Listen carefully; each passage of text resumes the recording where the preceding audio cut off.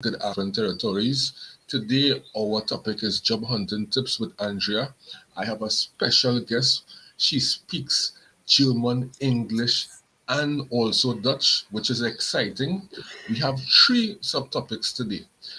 We will first delve into focusing on having a full optimized LinkedIn profile and why it's imperative to have a full optimized LinkedIn profile.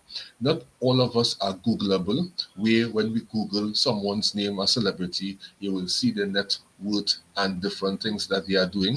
However, when you Google a ordinary person name, the first thing shows up is your LinkedIn profile. So if you have a fully optimized LinkedIn profile, you will seen by headhunters, employers, people that may want to work with you. And Andrea, what I would like to ask you in your own words, why you think it's most necessary to have a fully optimized LinkedIn profile? Good morning, first of all. Thank you for having me here. You're welcome. I would think you have to look at the LinkedIn profile as a resume.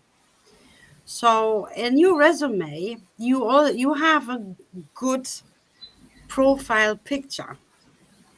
That's one thing. I see some people having a no profile picture or a very unclear or unprofessional picture.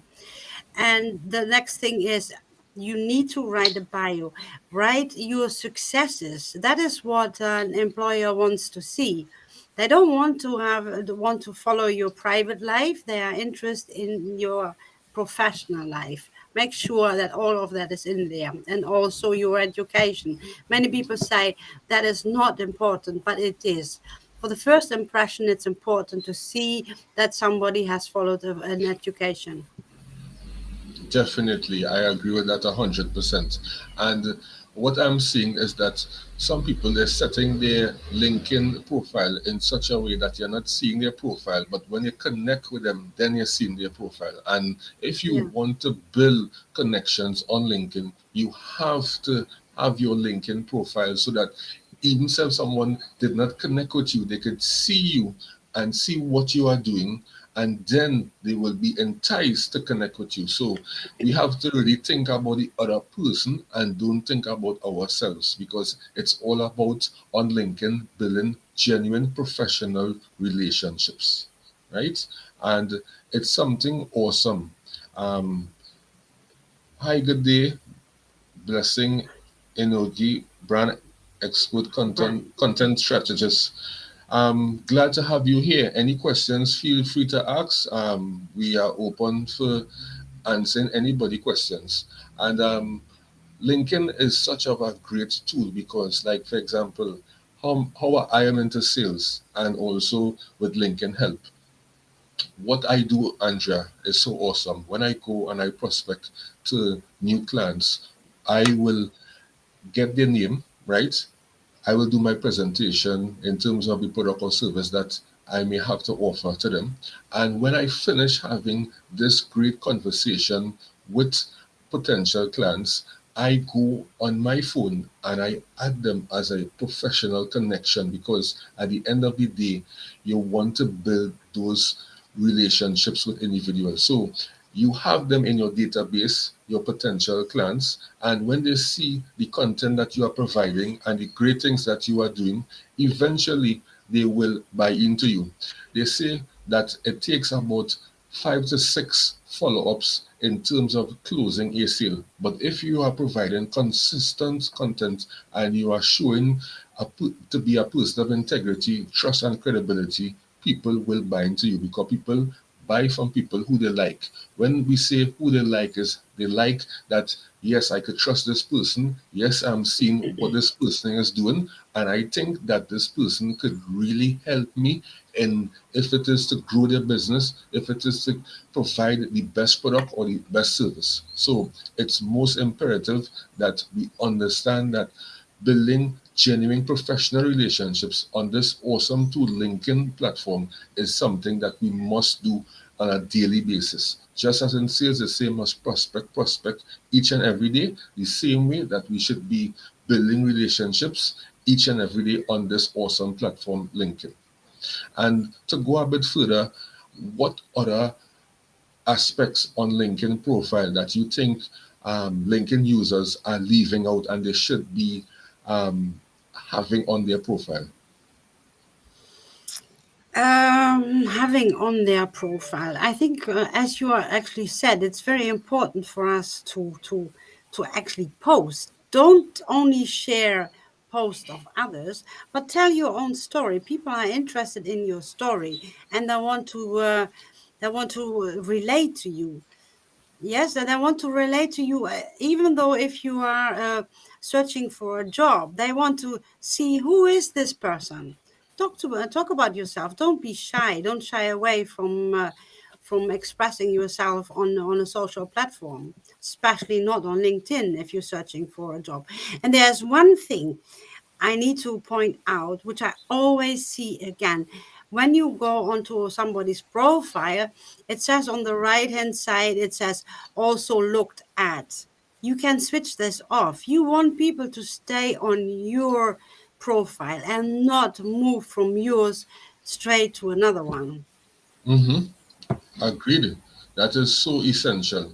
And um, LinkedIn has brought out so many new features that I think that a lot of people are underutilizing these features. Like, for example, you have the opportunity to go LinkedIn Live, and we are seeing not much users are accessing this feature because if people buy from people, which we know, right, and I sure everyone else know, if you are able to come on a LinkedIn Live and present yourself in the sense of what expertise that you have to offer, then if you do this on a consistent basis, let's say once a week at a particular day at a particular time, or if you can commit to a particular day, a particular time, just once per week, eventually people will realize that, hey, this person is consistent.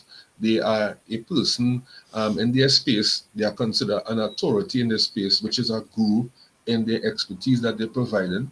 So people eventually will start to connect with you, start to want to know you better, and they will buy from you. So when we are underutilizing features that LinkedIn has given us for free in order for us to grow, we have to ask ourselves, do we want professional development on this platform going forward? Because Facebook, TikTok, Twitter could never compare to LinkedIn. It have no other platform that you could go on and see Andrea is a CEO of an organization, or Andrea is a person who offers different languages, and you would know what profession each person is on other platforms. But on LinkedIn, you can tell this person is with this company, and it's so awesome that LinkedIn giving you the opportunity now when someone transitions into a new organization, you are updated to know exactly what position that they're in presently.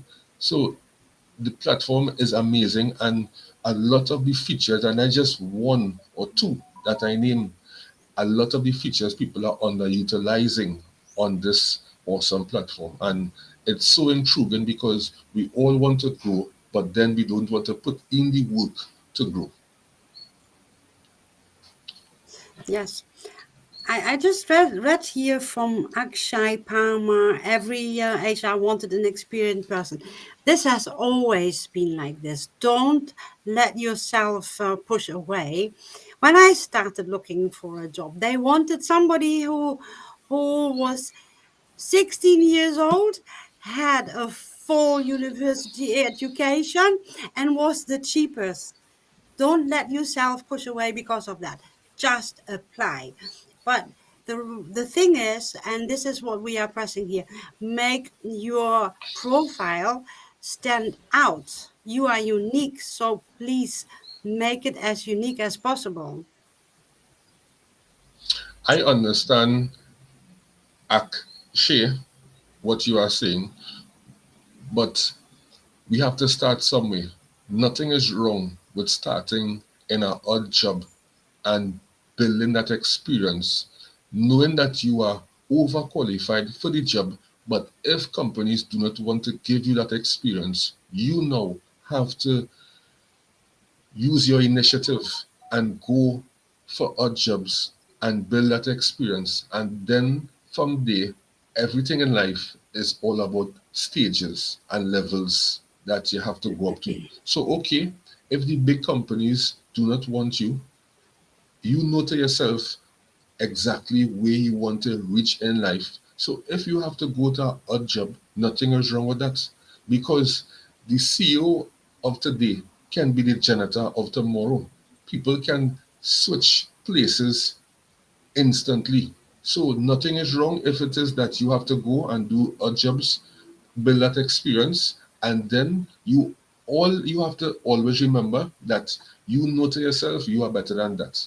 But the experience is most important. That's why we are seeing a lot of MBA graduates thinking that when they come out of school they are going to get a great job instantly. But no, it don't work so, Yeah.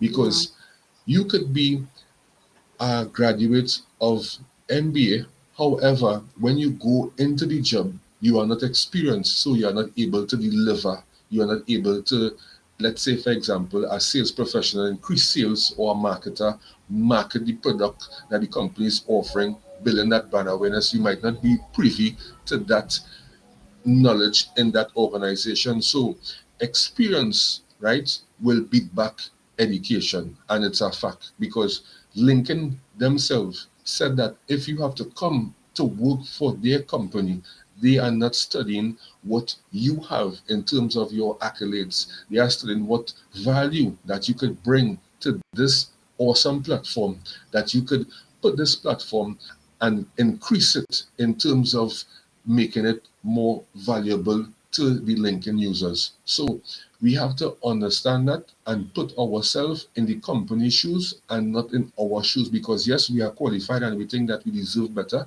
But if you are not trying to show them how valuable you are, then after they would not hire you. So, for example, you have an MBA, but you on LinkedIn profile and you are not showing that, hey, you know about this particular sector, and each day you're talking about the sector, whether it be video, whether it be type based, whether it be crossers. You have to show people you need to hire me because look what I'm doing. Look, I am doing interviews with people who are already in the profession, and I know what I'm speaking about. So you have to put yourself out there, because the degree, the masters, it's not cutting it by itself.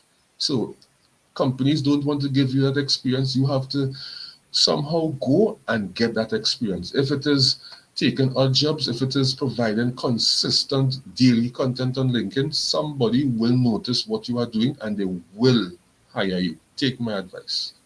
What you think Yeah. about that, Andrea? It's true because I have at the moment I have somebody from India who is taking German lessons from me, and hi Ruby, and he is having odd job at the moment. He's applying for jobs at banks in Germany because he's a lawyer, and I advised him, talk about your odd job because they want to see that you actually put your shoulders under it and that you are doing something, that you are not just sitting at home writing your application letters, but that you are actually doing something to do something in life to pay for your life and for your food, for everything, whatever it takes. What you do in the meantime, they only interested in the fact that you are taking this how do you say that you are actually capable of putting your shoulder under it and doing something else during the time of until you have a job. They just see, as Antonio says, they see that you are trying to get some experience, whatever it is, but you are working, you are belonging to the working class at that moment, and that is better than sitting at home. Far better. Definitely, yeah. And our next subtopic is to share some tips on how you can be an asset in the sector that you are experienced in. So sharing tips is most imperative. You want to show the company that I research your company. I know where your company started and where it's at today, and every company have gaps to penetrate. So when it is that, let's say you get the interview, or let's say don't get the interview, at least now you could share tips as to, I know how to better if it's that particular company or this particular sector. And when you show that, companies or headhunters, employers of these companies, they will reach out to you, they will ask questions, and they will realize that despite you do not have the experience, but you do understand me. And the whole idea is to understand companies, because sometimes people have experience, but if they don't understand a particular company or a particular sector, they would not get hired. So once you always try to research information, understand what is trending, and that's the next thing. Some people, they may got an MBA since 2018. However, since from 2018 to 2022, they has not been reading anything where to understand what's trending in the market in their field, or trying to professionally develop themselves, because they think that having that MBA is something that will make them successful. And it don't necessarily have to come that way, because companies don't care about you having an MBA, they don't care about you having a degree, they just care about you coming and being an asset to the organization, bringing revenue, bringing brand awareness. And that's what they care about. And yes, they will support you in any way, but you have to support yourself before, for them to put you on board on the organization and then to give you that support. So support wouldn't come before you work in a company, to come when you're inside of your organization. So we have to be mindful of that. Yeah. I would like to add something. Due to the pandemic, there have been a lot of shifts in industries. And I always advise, I did the same with my son, and I always advise, have a look at your industry. If there is just a little chance to get a job there, see what else you would like to do and scale up. Do something in between and scale next to it. My son is studying at the moment and he's working next to it, because he could see that in the job, in the education he had followed, he couldn't find a job. Yeah, there's such a shift. Make sure that you will look into the future. What are those jobs which will be important in 2 years from now? It's so different. Everything changed. Not only we changed. Hi, Cynthia. Not only we changed because of the pandemic, but the industries changed as well.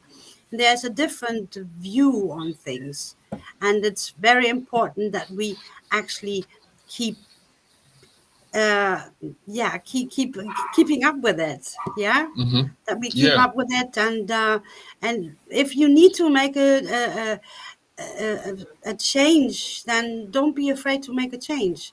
Don't be afraid, just look out what's best for next to what I already have. And Hmm. then don't stay stuck in this, oh, I have done this study, so I need to get a job in there.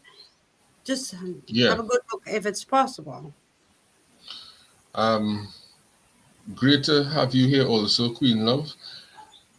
The Great Reshuffle in the US, it turned from employer market to employee market. Employees get to realize that you want us to come back in person in the office, and the pandemic is still out there. So employees decided, hey, we are not coming back out in full force. And then other companies now saw that other employers, what they are doing, and they end up did a paradigm shift where they decided, hey, let's start to hire remote workers. And you see the transition where employees now decided to go with those companies who offering the remote work. And those employers who want the employees to come back within the office, they are getting a hard time recruiting people. And the people that they're getting to be recruited in their organization, they are not performing. So the shift from employers market become a employees market. And if you go on jobs on LinkedIn, you will see so much remote opportunities being offered that it's not just being offered in the US or in the UK, but a lot of remote opportunities are being offered internationally. You could be any part of the world and you could work for awesome companies. So what applicants have to realize, job seekers, is that don't necessarily always look at your local country for job opportunities. Think global, think big, and know to yourself that you are great, you are awesome, and you can get those remote opportunities. And don't ever second guess yourself, because when we think negative things do happen. But if you think positive and always be in a positive state of mind, positive things will happen. Yeah, And that's for Masood said, sure. keep it up. Definitely, we will keep it up. Enrique, And I see Enrique. Enrique, hola, good ¿cómo day, está? Enrique. Long time no see. Enrique is a good man. I always used to watch Enrique Lincoln Live, still does, and Yeah. he does great thing in that leadership space. I applaud you on that, Enrique. Thank you for viewing this morning. Awesome. And I would like to go on to our last subtopic, which is always before an interview, prepare. And when I say prepare, I don't mean research the company, but I mean prepare, like do mock interviews. You know, you have a big interview coming up, that's your dream job. Do mock interviews. All right, you may not have someone maybe who might be a HR professional to do the mock interview with, but you have a significant other. You could write questions down and tell your significant other, ask me these questions and let me answer it. And play it just like an interview where you will dress professionally, and where your spouse will be um, asking you these questions.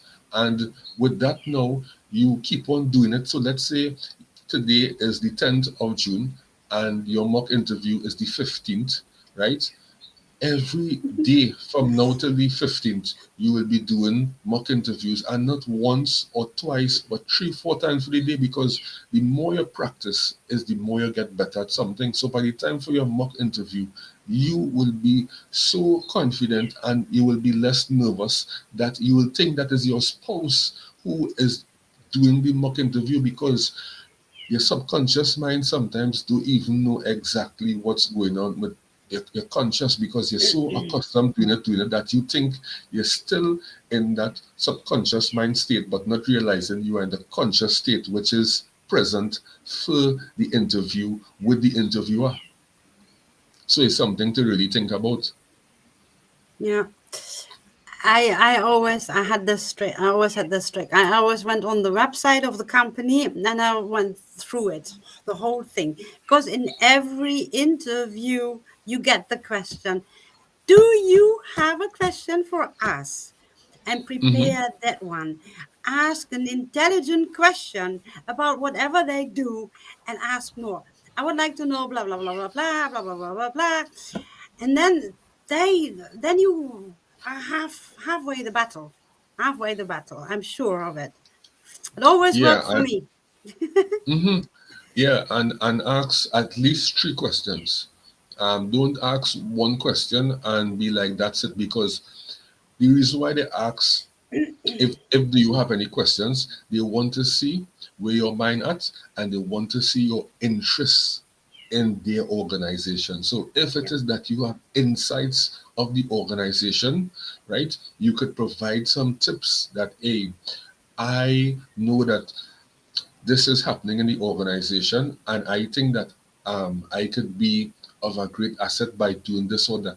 Have them second guessing themselves as to, I think we have to hire this person, because the problem that we are facing presently, the recommendations that they are given is something that really sounds, it can work.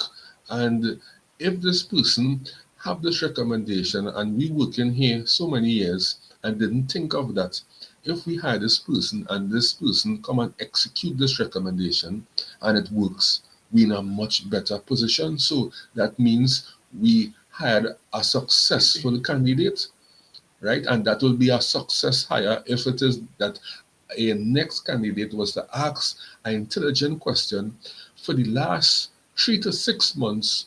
Who was your successful um, uh, candidate who became an employer? Because that is a great question. You want to find out who has been hired with the past in the past 3 to 6 months, if they had any success within the organization, because you want to know what kind of people are entering into your company.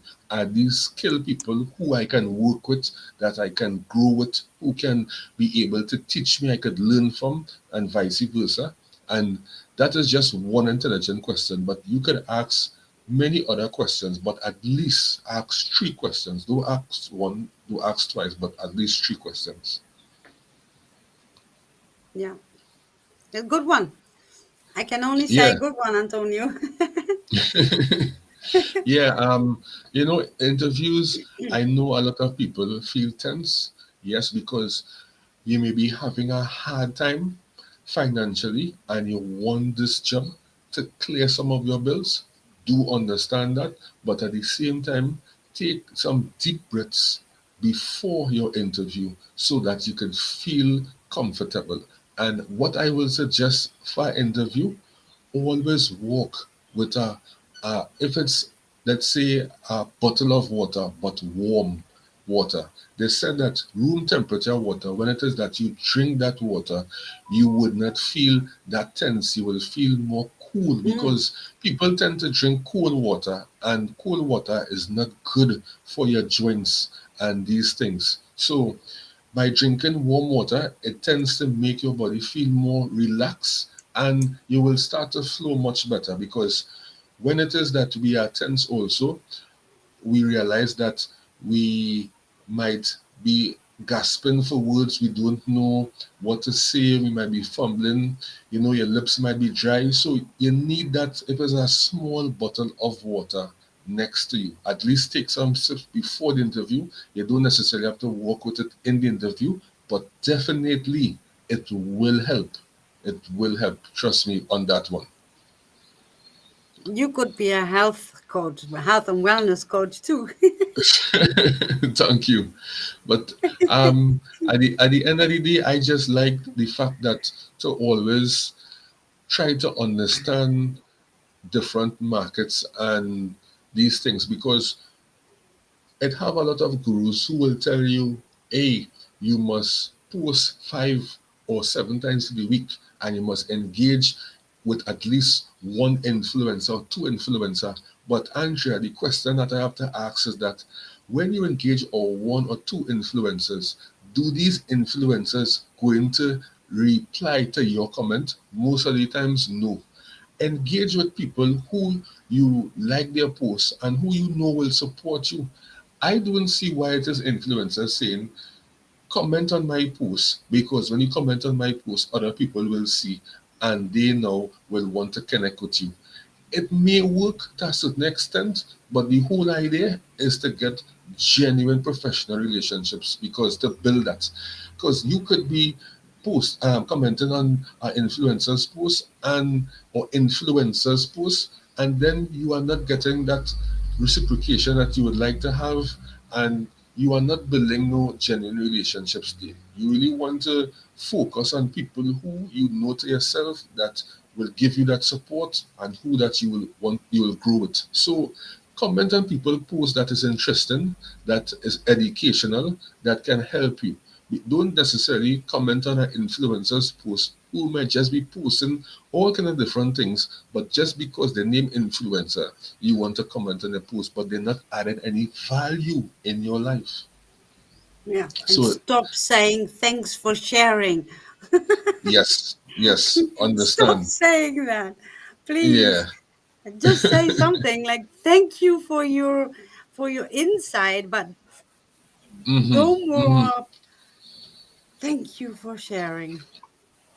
I think is the quickest thing that in someone's mind to just Yeah, comment, and as the first thing that comes to their mind. So they just comment unknowingly, thinking that, I should really stop this. Thanks for sharing. I should maybe say something else, insightful post, or, something along that lines. And in yeah. closing, because we reached the 30-minute mark, what would you like to leave with the audience today, Andrea? Don't give up. And remember, Mhm. when you have an interview, these people sitting opposite of you, they had to start as well. They were Yes. freshers too at one point. Mhm. Always remember that. Agreed. That's my And advice. definitely.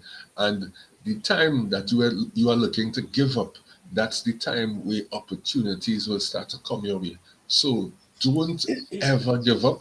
Keep going at it. But I think if you want to become an authority in your space, be consistent. Because if someone sees you doing something every week, eventually you will start to get better of it because you are being repetitive. You are consistently providing content, and you will get better as time go by. Each week you will get better. You will get better. And then eventually you will become an authority in your space. So consistency is most important.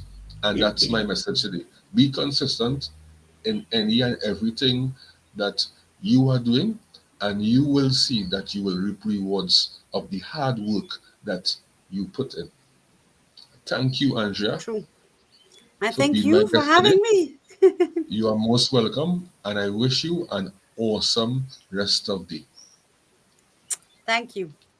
You too.